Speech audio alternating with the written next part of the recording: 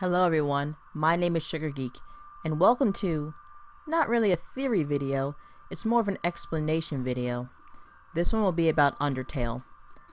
Man, there are so many theories you can make out of this one game, but I'll be focusing on Flowey. Now warning, this explanation will contain major spoilers for the game. Do we really need to still say that? I mean, this game's been out for months now, but hey, you have been warned. Anyway, this video will be focusing on the birth of Flowey. Yeah, that soulless jerk who tries to murder you in the first 5 minutes of the game. How did he come to be, and where did he come from? Now, if you have played the pacifist route of the game, we learn a lot about Flowey.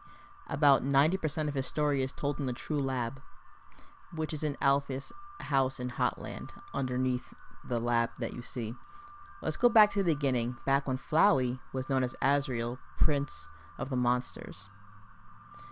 Azrael found the very first child who fell into the underground. He heard Chara? I'm gonna go with Kara for character for this name, okay? So he heard Kara crying out for help after falling. In the village Kara came from, there were these yellow flowers.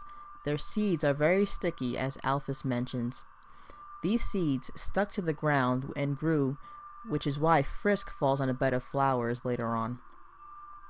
Azrael and Kara became like siblings being raised by Asgore and Toriel. One day while cooking for Asgore, instead of putting butter in the recipe, they put in buttercups, which apparently is a poisonous flower. These buttercups are not the same as the yellow flower that Kara introduced into the underground, since Asgore makes tea with those yellow flowers. This is a different flower. After realizing the dangers of those flowers, Kara comes up with a plan. He, or she, he's going to eat the buttercups and die. Azrael is going to absorb his soul and take Kara's body through the barrier. While above ground, Azrael will bring his body to a bed of flowers, knowing that the humans in the village will think that he killed the child and attack him.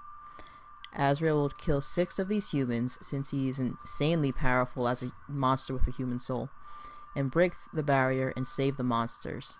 Now that was their plan, and their plan actually does go well. Everything falls into place. But when Azrael gets attacked by the humans, he just takes it. He doesn't kill anyone. He goes back home battered and beaten, and he makes it back to the throne room and falls, and his dust scattered across the throne room. What he didn't realize is that he actually brought the seeds of the yellow flowers with him underground, and that's why they grow in the throne room later on.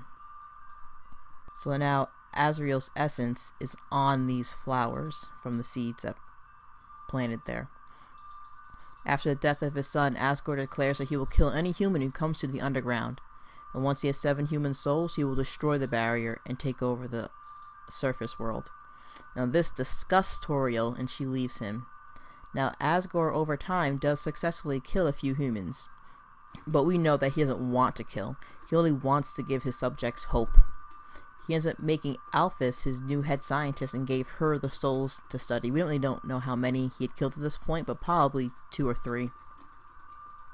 Now instead of waiting for humans to fall and murder them, what if they can use monster souls to destroy the barrier? The problem is that monster souls don't linger after death. Most disappear immediately when the host dies. Now even if the souls did stay intact, where would they keep them? And a monster can't absorb a monster soul. Only a human can do that. So Alphys begins her research on souls, and she studies the human souls that Asgore had killed, and she isolated determination. That's the power that humans have to continue living. She creates a machine to extract determination from the souls. Asgore declares that monsters should donate bodies of other monsters that have recently fallen down, which obviously means they have died or is about to die.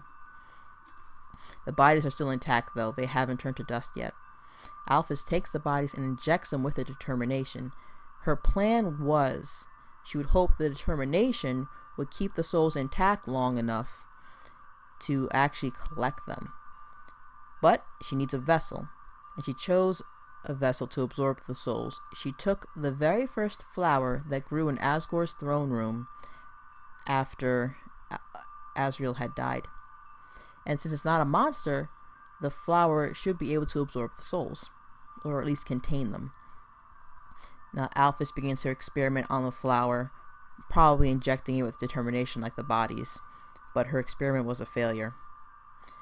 Alphys waited for the monsters to die after injecting them with determination, but she realized they weren't, and she just continued injecting them, hoping for the best.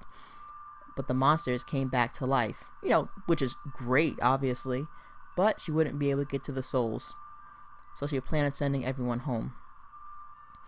Now, unfortunately, monster bodies cannot handle the amounts of determination she was injecting into them. The bodies began to melt and mold together. This is actually what happens to Undyne, the Undying, in the genocide route.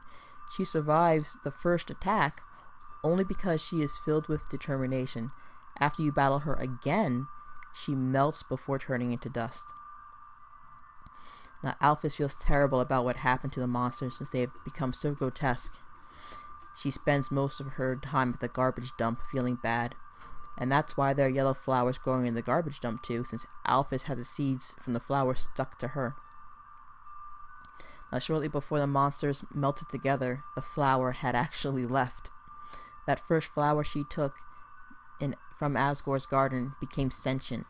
She gave the flower the will to live, but it had no soul. The flower had Azriel's essence on it since Azriel died on the throne room floor.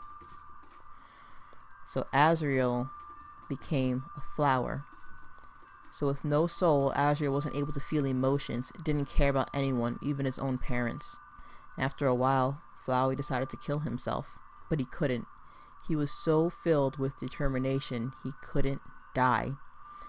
So he did whatever he wanted, killing people, helping people, knowing that he can just reset. Whenever he would die, he would just appear again, because just in the way Frisk does when you play the game. Whenever you die, you just go back to your last save point and you appear again because you are so filled with determination. Well, he had that power until Frisk fell into the underground. And of course, you know what happens after that. Thank you so much for watching. If you enjoyed this explanation video, please give it a like. To see more videos like this, please subscribe. Have a great day, everyone, and I will see you next time.